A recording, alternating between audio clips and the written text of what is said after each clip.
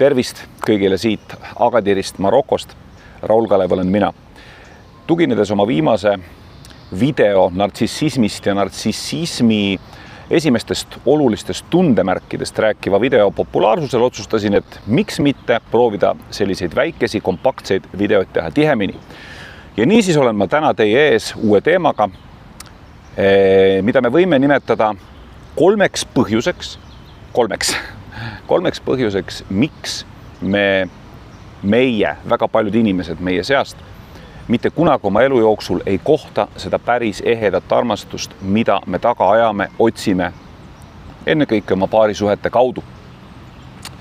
Esimene nendest põhjustest, millest ma tahan rääkida, on see, et väga paljud meist me otsime ja ajame taga veidi valet armastust. Me otsime alateadlikult tingimusteta armastust.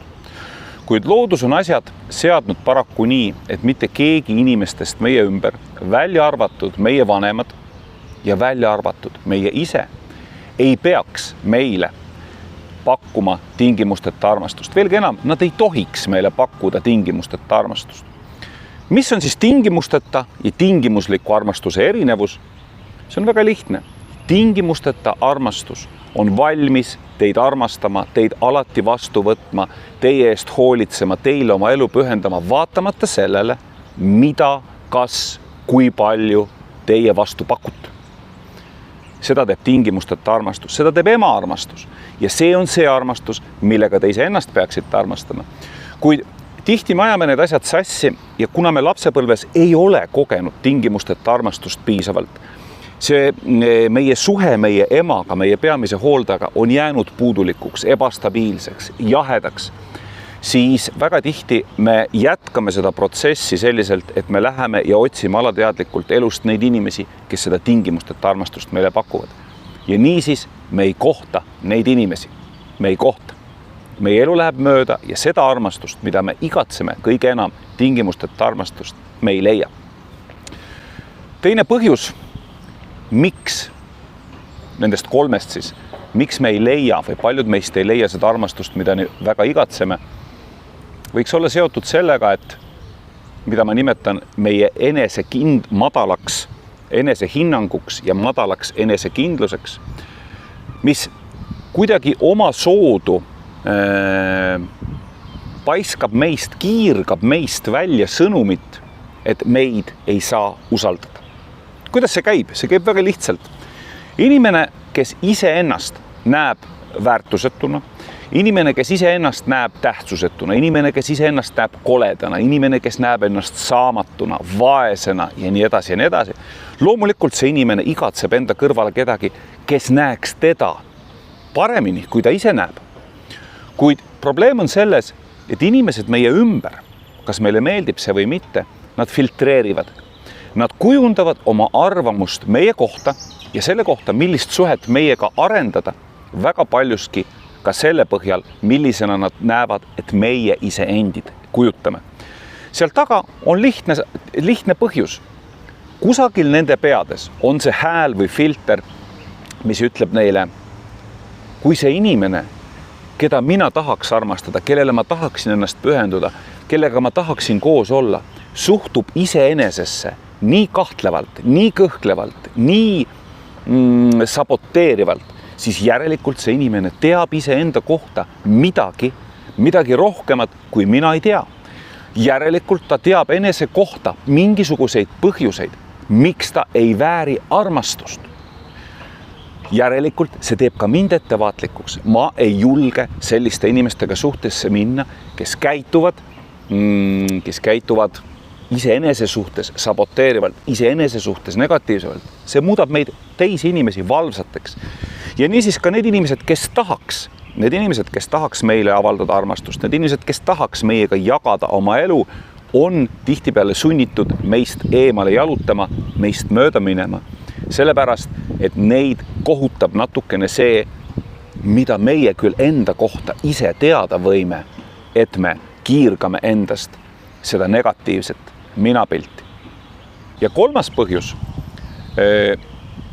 miks me siis tihtipeale ei saavuta seda armastust, ei leia seda armastust, mida me nii väga igatseme, on see, et see viis, kuidas me ise seda otsime, kuidas me teistesse inimestesse kiindume, kui lähedale me neile läheme ja milline on meie kiindumusmuster, see dikteerib ära väga paljuski taaskord nende inimeste vastureaktsiooni. Ja lühidalt öeldes, väga paljud meist otsivad armastust liiga agressiivselt, liiga intensiivselt. Me nimetame seda ka ärevaks klammerdumiseks.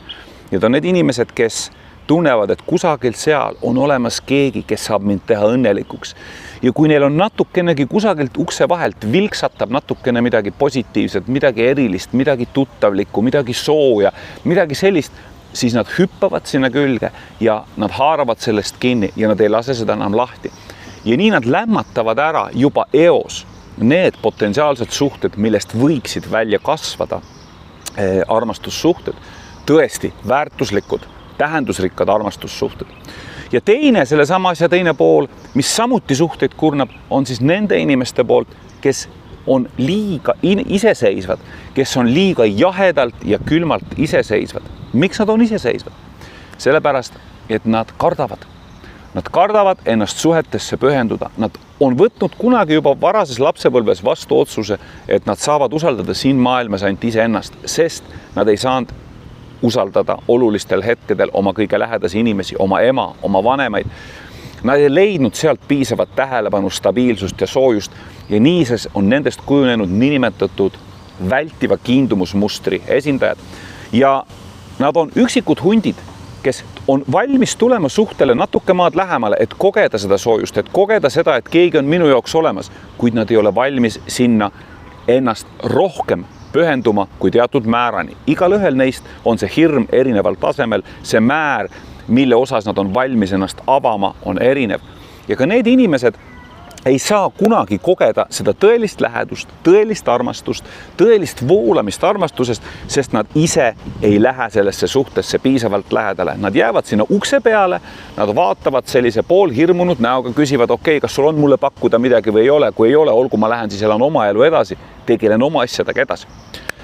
Niisiis, need kolm kõik on näited lapsepõlve traumadest. Kõik need kolm põhjust, miks me oma elus, väga paljud meist, ei koge seda armastust, mida me tegelikult otsime, on seotud meie lapsepõlve traumade ja kompleksidega. Need kõik tuleb välja ravida. Ma olen tänaseks 2 aasta jooksul teinud, rääkimata personaalsetest nõustamistest, aga ka koolitanud sadu inimesi enesearmastamise teemal. Ma ei ole täpselt seda summat kunagi kokku lugenud, seda inimeste hulka, aga ma võin teile öelda seda, et ma olen näinud väikesi ja ka päris olulisi edulugusid nende inimestega, kes mõistavad, et nad peavad minema tagasi ja nad peavad hakkama iseendale lapsevanemateks, et nad peavad saama üle oma madalast enesehinnangust, oma väärtusetuse tundest, et nad peavad, maksku see neile, mis maksab, leidma üles iseenda, õppima ennast taas väärtustama ja armastama. Ja sealt edasi on võimalik minna juba ja kui varasemalt inimesed otsisid tingimusteta armastust, siis nüüd nad otsivad targalt tingimuslikku armastust. Nad seavad omale piire, nad arvestavad teise inimese piiridega ja see tekitab neil võimaluse voolata päris ehtsas, autentses armastuses. Teiseks, nad lõpetavad ära klammerdumise ja nad lõpetavad ära eemale hoidmise. Nad saavad üle nendest hirmudest.